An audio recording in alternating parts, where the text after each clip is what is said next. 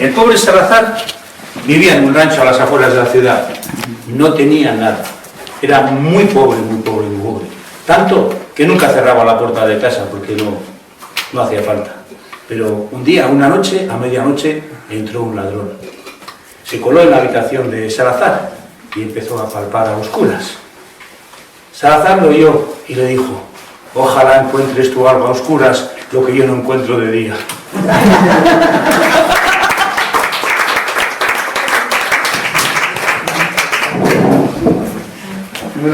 Buenas noches. Bueno, buenas tardes, noches, mejor dicho. Bueno, poco a poco, a ver. En un lugar de La Mancha, de cuyo nombre no quiero acordarme, no ha mucho tiempo que vivía un hidalgo de los de... Para, por favor, para. ¿Y qué hay de las mujeres sobre la literatura?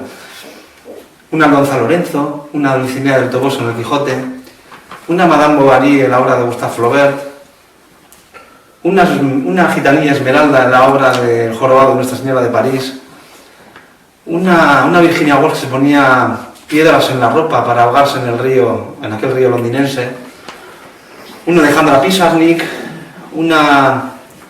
vamos a ver, la presencia de las mujeres en la literatura es tradicional y paradigmática. Sin ellas no se podría entender la literatura. Y decía Fray Guillermo de Baskerville en la película El nombre de la rosa, cuando estaba en aquella biblioteca famosa junto a su novicio Also de Mel, y decía: ¿cuántos libros más? ¿Cuántas salas? ¿Cuántos pisos? Estaba hablando de unas mejores bibliotecas de la Edad Media, en aquella lúgubre torre.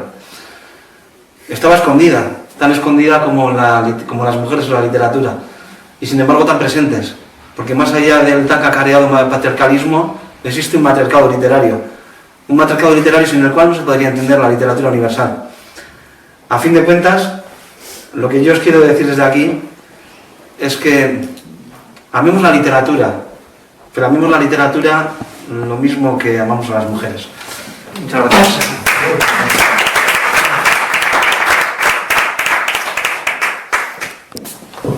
Era una familia tan moderna, tan tecnológica, les encantaba todo lo moderno, de tal manera que construyeron un hogar inteligente, una casa inteligente. Bueno, ya sabéis lo que es eso, ¿no? Todo lo hacían las máquinas, todo lo hacía la robótica, la domótica. Limpiaba un cacharrito, una aspiradora que también tenía para fregar, lo hacía sola. Las puertas se abrían y se cerraban de manera inteligente. A cierta hora de la noche, ¡crack!, todo se cerraba. Cuando ellos salían de casa, ¡crack!, la casa sabía que se habían ido y todo se cerraba. La comida también, la compra por internet. En cuanto les faltaba algo, decían allí a su aparato inteligente, le decían lo que faltaba y de pronto les llegaba la compra. Un buen día de la semana les llegaba la compra a casa. Cada vez era más inteligente esa casa. Cada vez era más inteligente, hasta el punto de que empezó a corregirles la dicción, la gramática, hasta el punto de que les decía lo que se tenían que poner por la mañana. Era tan inteligente que incluso les tiraba a la basura la comida que sabía que no les convenía comer. Una mañana, cuando se levantaron para ir a trabajar, se encontraron una notita encima de la mesa de la cocina. Os he hecho las maletas. Os mudáis. Me he vendido a otra familia. Esta casa se merece una familia mejor.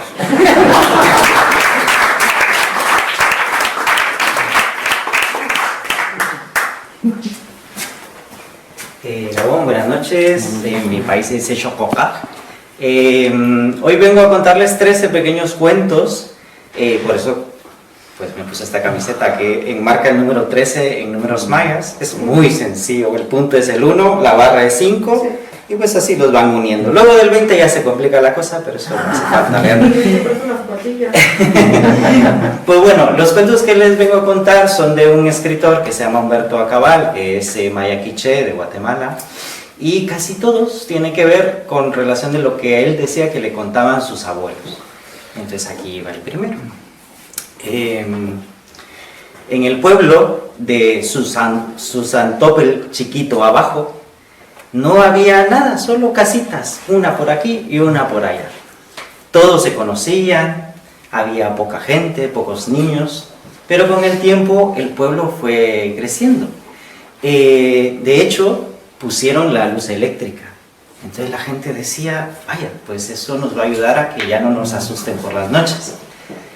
Y el pueblo fue creciendo, porque vino la televisión, vino pues los transportes, vino gente de fuera, se comenzó a llenar, comenzaron a llenarse los pueblos, el pueblo muy grande, y eso de Sonzapotle chiquito abajo, pues lo de chiquito ya no cuadraba mucho, porque el pueblo creció tanto que los primeros que se fueron de ahí fueron pues precisamente los fantasmas, y los abuelos decían, es que un pueblo sin fantasmas no es un pueblo.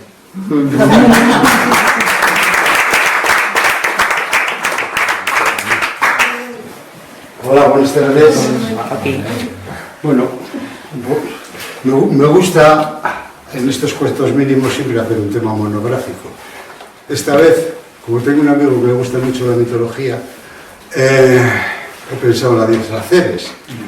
Y de la diosa Ceres vienen los cereales, y de los cereales viene la cerveza. Entonces voy a comentaros alguna cosilla de la cerveza. En primer lugar, un poquillo de historia solamente.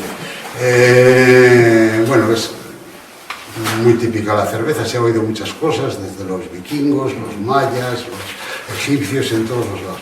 Pero bueno, una cosa curiosa es que ha habido en la historia un tsunami de cerveza. Además, en Inglaterra, y además hace relativamente poco, en el siglo XIX. Hasta entonces se fermentaba la cerveza en unas barricas muy grandes de madera que estaban sujetas con unos aros, como más o menos hay en las bodegas del vino ahora mismo, pero enormemente grandes. Por desidia se debió de oxidar uno de los aros que sujetaban las lamas estas de madera y terminó rompiéndose. La rotura de una hizo casi por simpatía el que se fueran rompiendo las demás, y hubo un tsunami terrible en el que en medio Londres se emborrachó a cuenta del tsunami de cerveza.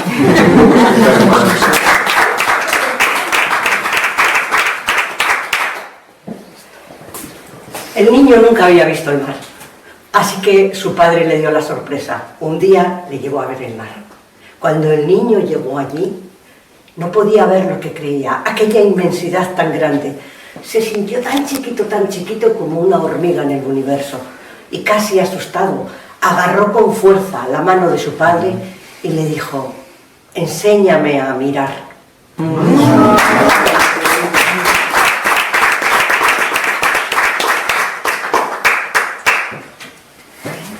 Iñaki. Buenas tardes. Buenas tardes. Hoy pasaba por aquí, he visto un cartel y mientras iba al servicio, digo, hombre, mira, que tenía mucho tiempo, hacía años que quería venir a ver lo del Club de los Cuentistas, que ya sabía más o menos de qué era. Bueno, y hablo con Anabel, me dice, sí, puedes entrar. Y he entrado y me dan un papel y yo pensaba que era leer el papel solo, pero veo que no, que hay que utilizar un poco más la imaginación. Entonces, no sé cómo me saldrá, pero este papelito me ha hecho recordar algo que tuve que estudiar durante mucho tiempo y que luego nunca he sabido muy bien para qué servía. Pero sí que recuerdo que empezaba pues algo así como flúor, cloro, bromo, yodo, litio, sodio, potasio, rubidio, cesio, francio, y así seguía, pues los metales, las tierras raras que eran los lantánidos, ¿no? Sí. Pero a pesar de que nunca he sabido muy bien para qué servía aquello, ahora todavía mucho menos. ¿Por qué? Porque me encuentro un papelito que me han dado que dice: la pirobasutina cálcica es un producto químico que además de no servir para nada, no existe.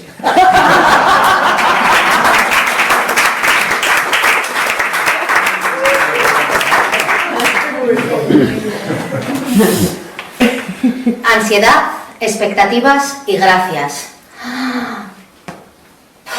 El sol sale. Uf, ya estoy más tranquila.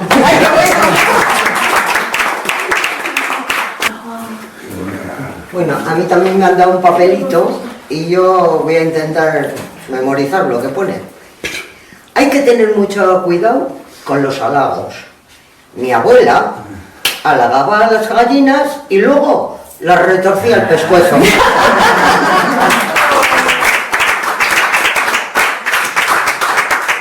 Mi madre se marcha.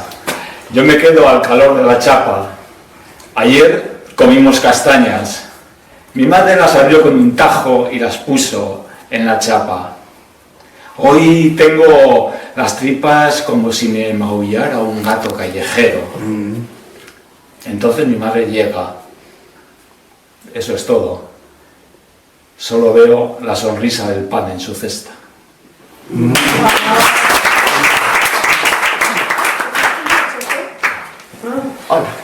Hola. El hombre entró en el cuarto y descubrió a una chica desnuda bailando. ¡Aprende a llamar!, gritó ella, cubriéndose el cuerpo con una sábana. Él, todopoderoso, cerró la puerta y se marchó nervioso. Por estas cosas era por lo que no le gustaba nada quedarse en el turno de noche en la morgue.